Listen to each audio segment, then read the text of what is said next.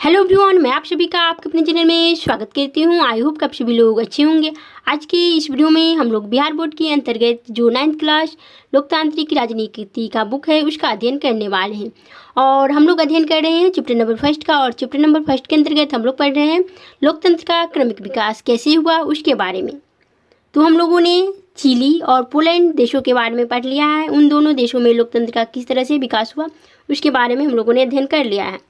Poland में लोकतंत्र हेतु संघर्ष को भी हम लोगों ने पढ़ लिया है। और आज इस वीडियो में हम लोग पढ़ेंगे लोकतंत्र की विशेषताएं के बारे में। हम लोगों ने चिली एवं पोलैंड में लोकतंत्र की स्थापना संबंधी घटनाओं को देखा।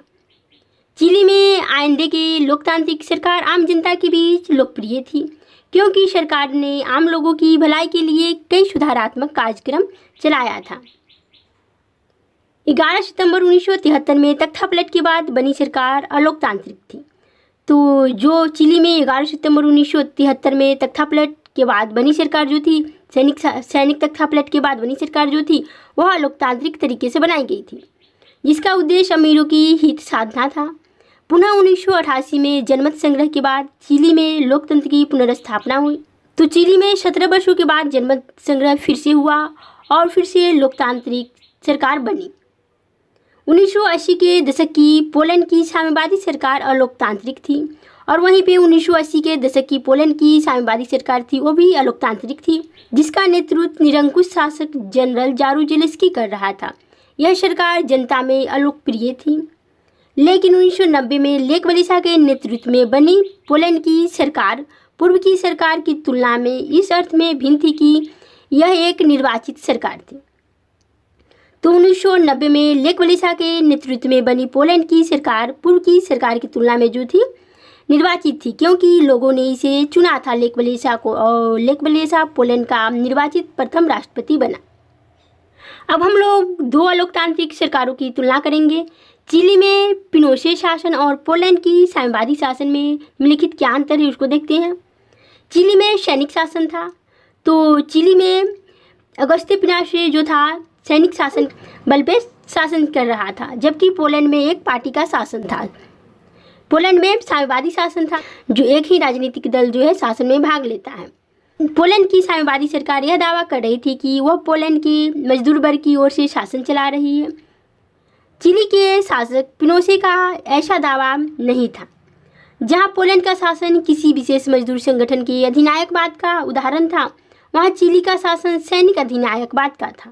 चिली और पोलैंड में कुछ असमानताओं के बावजूद दोनों में कुछ निम्नलिखित समानताएं भी थी, उसे भी हम लोग देखते हैं।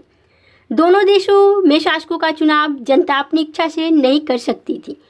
तो दोनों ही देशों यानी चिली और पोलैंड में शासकों का चुनाव जो है जनता अपनी इच्छा के अनुसार नहीं कर रही थी, क्योंकि चिली में सैनिक शासन था और पोलैंड में साम्यवादी शासन था। तो साम्यवादी शासन में एक ही राजनीतिक पार्टी के सदस्य जो है भाग लेते हैं, एक ही राजनीतिक दल जो है शासन में भाग लेता है।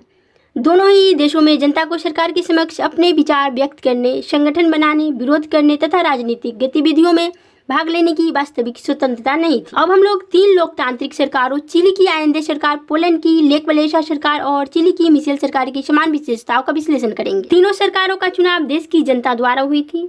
तो तीनों ही सरकारों का चुनाव देश की जनता द्वारा हुई थी। बिना चुने हुए नेता या बाहर से संचालित शक्तियां या फौज शासन नहीं चला रही थी।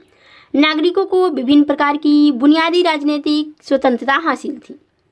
अब हम लोग लोकतंत्र की कुछ समान विशेषताओं को देखेंगे। लोकतंत्र में यह व्यवस्था रहती है कि लोग अपनी मर्जी की सरकार चुने।